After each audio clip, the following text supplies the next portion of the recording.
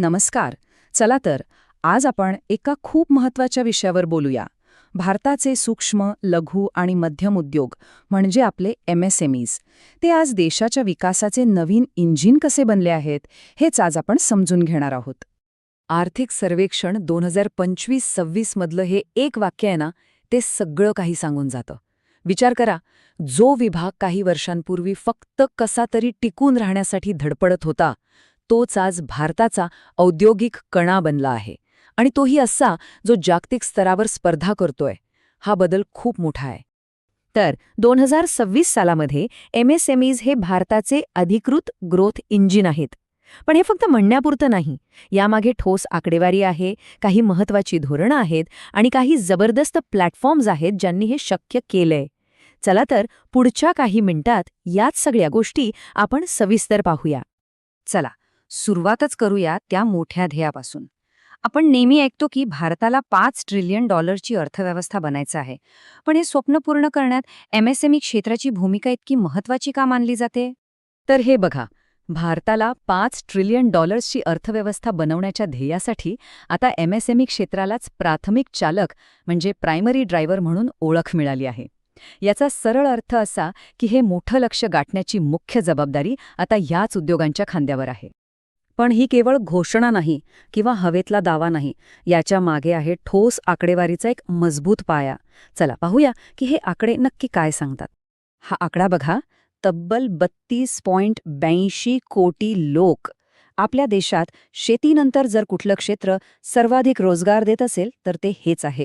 या एका आकड्यावरून या क्षेत्राचा आपल्या समाजावर किती मोठा आणि थेट परिणाम होतो हे स्पष्ट होतं. आणि आता हा चार्ट बघा. हे आकडे तर खरंच डोळे उघडणारे आहेत.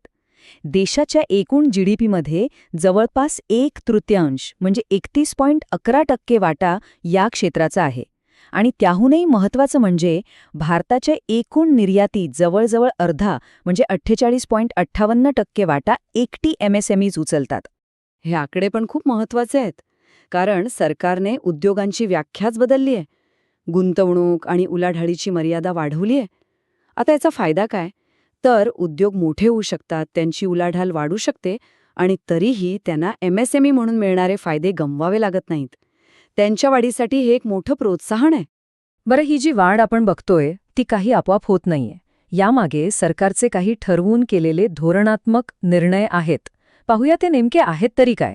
सरकारने 2026-27च्या बजेटमध्ये एक फुल स्टॅक दृष्टिकोन आणलाय.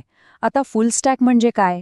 तर फक्त कर्ज देऊन न थांबता उद्योगांना 3 वेगवेगळ्या पातळ्यांवर सक्षम केलं जातंय. एक म्हणजे वाढीसाठी भांडवल, दुसरं म्हणजे अडकलेल्या पैशांची सुटका आणि तिसरं म्हणजे किचकट कायदेशीर प्रक्रिया सोप्या करणं. यातला सगळ्यात महत्त्वाचा बदल आहे तो म्हणजे इक्विटी आधारित वाढीवर दिलेला जोर.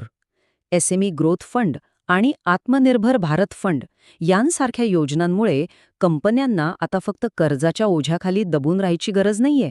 त्यांना थेट गुंतवणुकीतून मोठी झेप घ्यायची संधी मिळालीये. ही स्लाइड जुनी समस्या आणि त्यावरचा नवीन उपाय यामधला फरक अगदी स्पष्ट करते. पूर्वी पेमेंट वेळेवर न मिळाल्यामुळे उद्योगांचा सगळा पैसा अडकून पडायचा आणि त्यांची वाढ खुंटायची. पण आता TRDS सारख्या प्लॅटफॉर्ममुळे उद्योजकांना त्यांच्या बिलांचे पैसे जवळजवळ लगेचच मिळतात, ज्यामुळे त्यांचा कॅश फ्लो म्हणजे रोख प्रवाह एकदम सुरळीत राहतो. आता पेपरवर्क आणि हे कायदेशीर नियम ही अनेक लहान उद्योजकांसाठी, विशेषतः लहान शहरामध्ये, एक मोठी डोकेदुखी असते. हीच अडचण दूर करण्यासाठी कॉर्पोरेट मित्र ही एक अनोखी आणि खूपच उपयुक्त संकल्पना आणली गेली आहे. हे प्रशिक्षित व्यावसायिक अगदी कमी आणि निश्चित दरात या सर्व कायदेशीर बाबी सांभाळायला मदत करतात. आणि ही सगळी धोरणं आणि उपाय लोकांपर्यंत पोहोचवण्यासाठी ज्याने सगळ्यात मोठी भूमिका बजावली आहे ते म्हणजे तंत्रज्ञान. हो, डिजिटल प्लॅटफॉर्म्सने हे सगळं शक्य करून दाखवलंय. चला पाहूया कसं. हे डिजिटल प्लॅटफॉर्म्स म्हणजे लाखो उद्योजकांसाठी जणू काही आधारस्तंभच बनलेत. जनसमर्थ पोर्टलमुळे कर्ज मिळवणं खूप सोपं झालंय. उद्यम नोंदणीमुळे सरकारी योजनांचा लाभ घेता येतो आणि MSME समाधानमुळे अडकलेले पैसे परत मिळवण्यासाठी एक हक्काचं व्यासपीठ मिळालंय.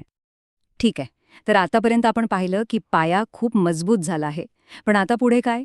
भारतीय MSME समोर पुढचं जागतिक आव्हान कोणतं आहे? आता फोकस बदलतोय. आता फक्त वैयक्तिक कंपनीच्या वाढीवर लक्ष केंद्रित करून चालणार नाही, तर हे उद्योग मोठ्या आणि मजबूत जागतिक पुरवठा साखळीचा म्हणजे ग्लोबल सप्लाय चेनचा एक अविभाज्य भाग कसे बनतील यावरच सगळा भर दिला जातोय. आणि हाच विचार आपल्याला एका अंतिम पण खूप महत्वाच्या प्रश्नाकडे घेऊन येतो. जगभरात ESG म्हणजेच पर्यावरण, समाज आणि प्रशासन याबद्दलचे नियम खूप कडक होत आहेत. तर या बदलत्या जागतिक नियमांशी जुळवून घेऊन भारताचे MSMEs जगाचा सस्टेनेबल कारखाना बनण्याची ही संधी साधू शकतील का? हेच त्यांचं पुढचं सर्वात मोठं आव्हान आणि संधी असेल.